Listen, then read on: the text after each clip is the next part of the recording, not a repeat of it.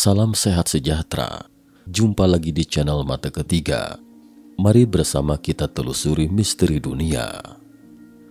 Hari ini kita akan bincang-bincang tentang legenda urban, pemerasan nuklir prasejarah dan kota bawah tanah raksasa.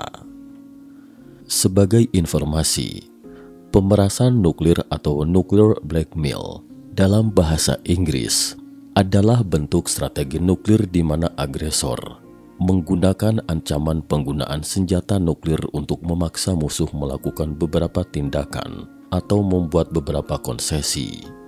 Ini adalah jenis pemerasan yang terkait dengan brinkmanship, yaitu tindakan mendorong suatu keadaan berbahaya ke ambang kehancuran demi meraih keuntungan sebesar-besarnya. Brinkmanship diterapkan dalam politik internasional, kebijakan luar negeri, hubungan tenaga kerja, dan strategi militer yang melibatkan ancaman senjata nuklir dan tuntutan hukum tingkat tinggi. Wikipedia. Tempat paling mirip bulan di bumi. Dataran tinggi Kapadokia di Turki dikenal sebagai tempat paling mirip bulan di bumi. Seperti yang umum diketahui, topografi bulan terbentuk oleh serangan udara yang bertubi-tubi dari meteorit besar dan kecil selama ratusan juta tahun. Lantas bagaimana terbentuknya topografi di dataran tinggi Kapadokia Turki itu? Dan kapan terjadinya? Sebenarnya, ini adalah misteri yang belum terpecahkan. Namun menurut teori ilmiah arus utama, dataran Kapadokia terbentuk karena erosi batuan vulkanik akibat letusan gunung api. Abu tebal yang menutup seluruh wilayah memadat menjadi batuan lunak yang disebut tuff. Lanskap Kapadokia mencakup hamparan dramatis batuan vulkanik lunak yang oleh erosi terbentuk menjadi menara, kerucut, lembah dan gua.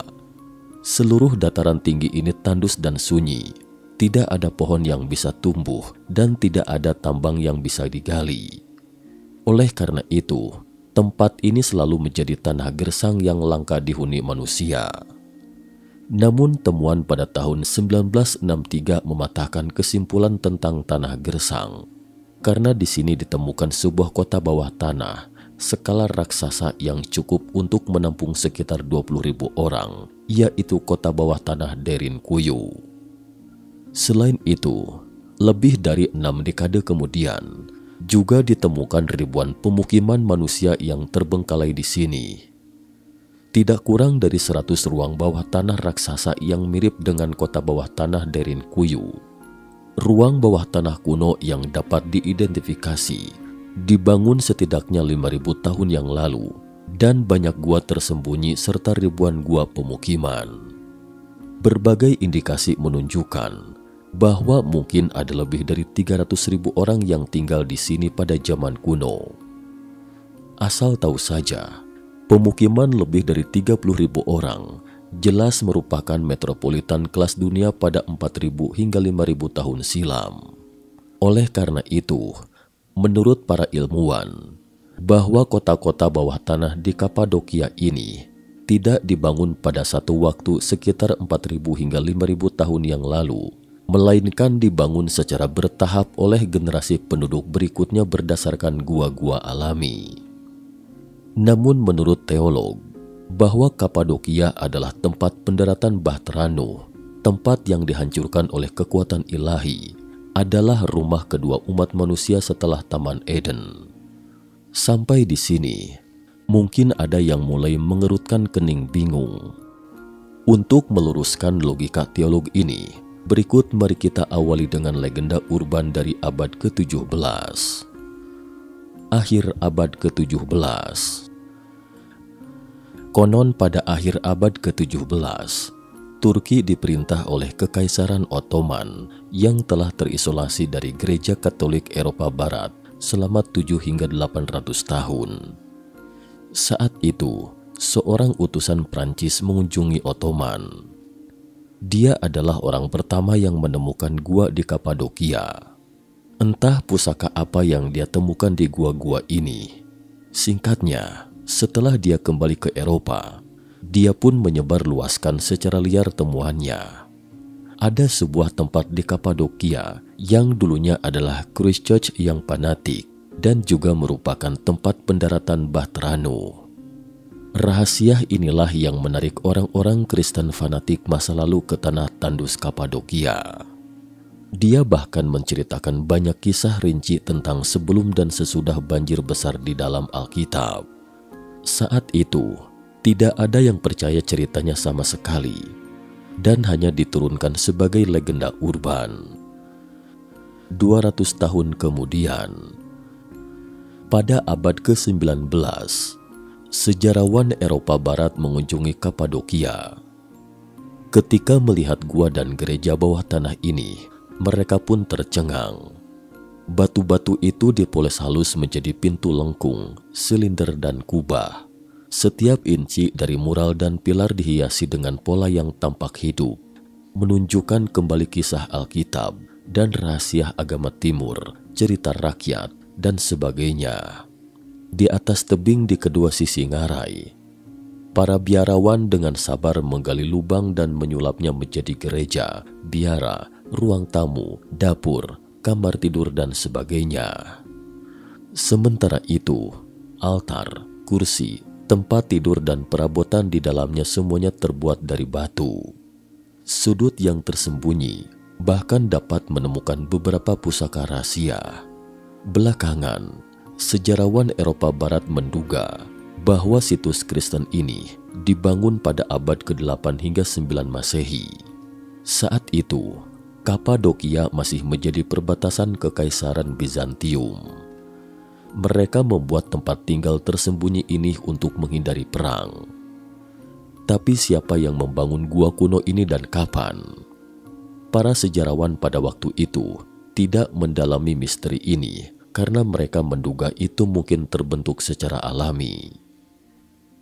Pada 1963, seorang pria di provinsi Nevşehir, Turki, meruntuhkan tembok di lantai bawah tanahnya.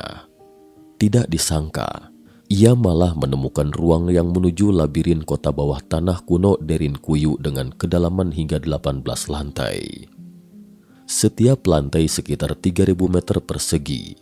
Ada sumur, saluran air, ventilasi udara, area pembuatan anggur, tempat ibadah umat Kristen, sumur air, dan ruang-ruang tinggal keluarga. Lantai paling atas digunakan untuk menambatkan hewan ternak. Sebab makin ke lantai yang terdalam, banyak dijumpai terowongan dan jalur masuk antar ruangan yang sempit. Setiap beberapa ruang juga dihambat dengan pintu batu. Jalur akses yang sempit dan pintu batu ini diperkirakan dirancang untuk menyulitkan tentara berbaju zirah dan penyerang lainnya agar kesulitan berjalan jauh ke area pemukiman warga di belasan lantai di dalam tanah. Karena bertahan berabad-abad dari zaman sebelum Masehi, berbagai penduduk dari masa ke masa silih berganti menghuni kota bawah tanah ini untuk berlindung. Salah satunya yaitu orang-orang Kristen pertama yang menghindari persekusi dari bangsa Romawi. Karena itu, dapat dijumpai pahatan simbol salib di dinding Derinkuyu dan ruang yang berdesain salib sebagai tempat beribadah dan bertemu. Sementara itu di zaman Ottoman dan Bizantin, orang Muslim juga menggunakan kota bawah tanah ini sebagai tempat berlindung sepanjang Perang Arab Bizantin sekitar tahun 780 hingga 1180. Sementara itu, sejumlah peneliti lainnya juga memperkirakan bahwa Derinkuyu kemudian sebagian besar digunakan untuk menyimpan bahan makanan dan material lainnya dalam jangka panjang untuk mengantisipasi krisis. Dengan suhu sekitar 20 derajat Celcius dan makin dingin di kedalaman terbawah, ruang-ruang kota ini bisa dijadikan area pengawetan bahan makanan. Bahkan ada gua yang diperuntukkan untuk pemakaman.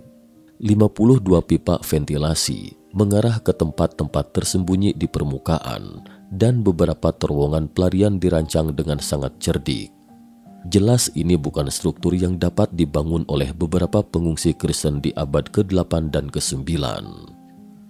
Yang paling menakjubkan adalah di lantai dasar bawah tanah Para arkeolog bahkan menemukan artefak dengan gaya Akkadia awal. Bangsa Akkadia. Dalam sejarahnya, bangsa Akkadia terbentuk sekitar 4.200 tahun yang lalu.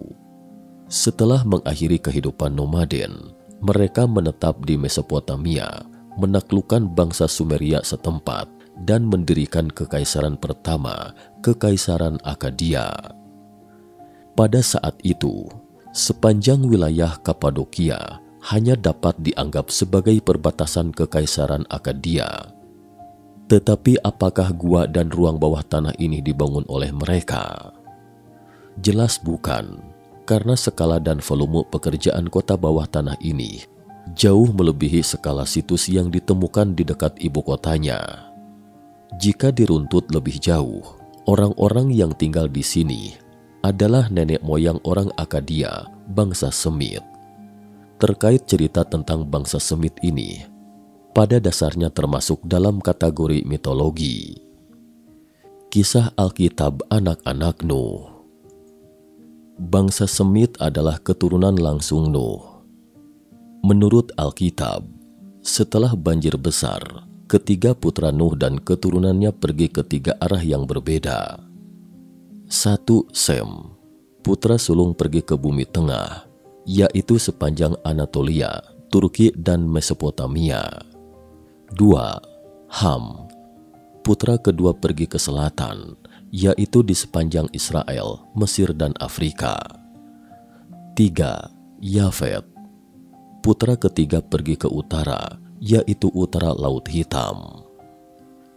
Kisah Alkitab, banjir besar. Menurut Alkitab, setelah manusia meninggalkan Taman Eden, para malaikat tertarik dengan kecantikan wanita biasa dan menikahi mereka, sehingga lahirlah banyak manusia setengah dewa di dunia manusia. Ini adalah sesuatu yang tidak dapat ditolerir oleh Tuhan. Jadi, Tuhan menurunkan banjir besar, melenyapkan sebagian besar manusia setengah dewa, hanya menyisakan keluarga Nuh dan memberi mereka kemampuan teknik untuk membangun bahtera dan menghindari banjir. Setelah air bah surut, keturunan Nuh mulai beranak cucu menjadi banyak populasinya di tempat pendaratan bahtera, hingga jumlah manusia yang semakin banyak membuat tempat pendaratan tidak lagi dapat menampung mereka. Sementara itu, ketiga anak Nuh mulai menyebar ke berbagai wilayah. Sampai di sini, bagi teman-teman yang memahami kisah Alkitab mungkin terlintas dalam benak teman-teman tentang legenda urban di abad ke-17. Legenda urban, cerita lanjutan terkait air bah. Legenda urban ini menceritakan seperti ini. Dataran tinggi Kapadokia adalah tempat bahtera Nuh mendarat. Setelah mendarat, di sini awalnya adalah tanah yang subur. Orang-orang Nuh yang membangun kota bawah tanah raksasa ini. Tetapi mengapa mereka membangun kota bawah tanah yang begitu besar untuk tinggal di sini? Jelas, kota bawah tanah tidak dapat secara efektif mencegah ancaman dari daratan. Jika musuh di darat ingin menutup ventilasi, menghancurkan sumber air, atau bahkan pengepungan sederhana, semua orang di kota bawah tanah ini akan terperangkap dan mati kelaparan. Namun jika hanya berupa ancaman dari udara, maka kota bawah tanah adalah sistem pertahanan terbaik. Meski memiliki senjata pemusnah massal yang lebih kuat dari bom nuklir dan menghancurkan permukaan, tapi tidak dapat menghabisi penduduk di lantai 18 bawah tanah. Lalu, ancaman udara seperti apa yang akan mereka hadapi saat itu? Jelas ancaman mereka berasal dari para malaikat. Karena sebelum air bah, bukankah campur tangan malaikat yang memaksa Tuhan mengembalikan mereka ke titik nol? Dan apa hubungan antara malaikat dan Tuhan? Coba bayangkan sejenak malaikat agung Lucifer. Dia adalah setan, iblis di mata Tuhan. Artinya, Tuhan dan malaikat atau disebut iblis itu seimbang secara kekuatan. Malaikat dan Tuhan memiliki pandangan yang berbeda terhadap manusia. Sementara Tuhan tidak dapat menghancurkan malaikat, demikian juga malaikat tidak dapat mengalahkan Tuhan. Jadi malaikat melaksanakan pemerasan nuklir pada manusia terakhir di daerah ini dengan maksud Tuhan akan berkompromi. Tetapi Tuhan diam-diam membiarkan manusia mencari keselamatan sendiri dan segera menggunakan kekuatan yang Tuhan berikan kepada mereka untuk membangun kota bawah tanah raksasa.